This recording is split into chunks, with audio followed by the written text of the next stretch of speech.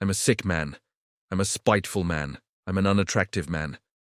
With these words, Fyodor Dostoevsky introduced the world to the underground man. He is a retired civil servant living in a literal and metaphorical basement in St. Petersburg. He hasn't left for 20 years. Part 1 is a philosophical monologue. The underground man is attacking the 1860s obsession with rational egoism. The idea that if humans simply understood what was best for them, they would act perfectly. He calls this 2 times 2 makes 4. To him, logic is a stone wall.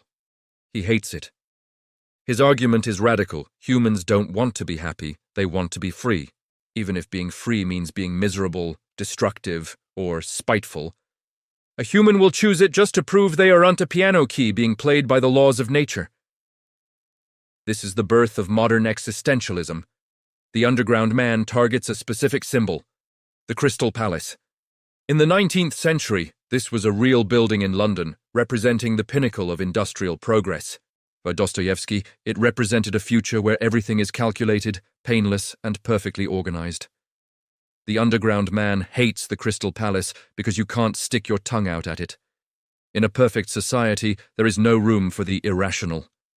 He argues that humans will intentionally want what is injurious just to assert their individuality. This is Dostoevsky's warning. If you try to build a utopia based purely on logic, you ignore the most human part of us, the desire to be an individual, even at our own expense.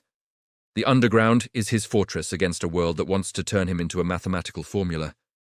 In Part 2, we jump back in time to see the underground man in action. He forces his way into a dinner party for a former schoolmate he hates. This is a masterclass in social alienation. He wants to be superior to these men, yet he desperately wants their validation. He spends the entire night oscillating between insulting them and begging for their friendship.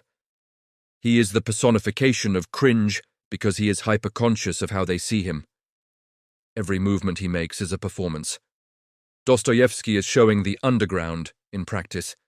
Because the protagonist has rejected the laws of society, he can no longer function within it. He is paralyzed by his own intellect, unable to simply be. He is a man who has thought himself into a corner. The climax occurs when the underground man meets Liza, a young prostitute. In a moment of genuine connection, he gives her a moving speech about her dignity and potential. He moves her to tears. But when she actually shows up at his home, seeking the help he offered, he turns on her. He is embarrassed by his poverty and his own vulnerability.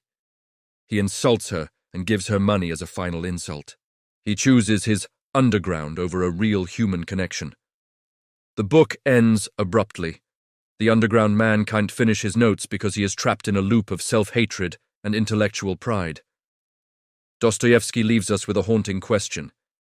Is the freedom to be miserable worth the price of being alone? The underground man says yes, and in doing so, he became the most honest and most terrifying character in modern literature.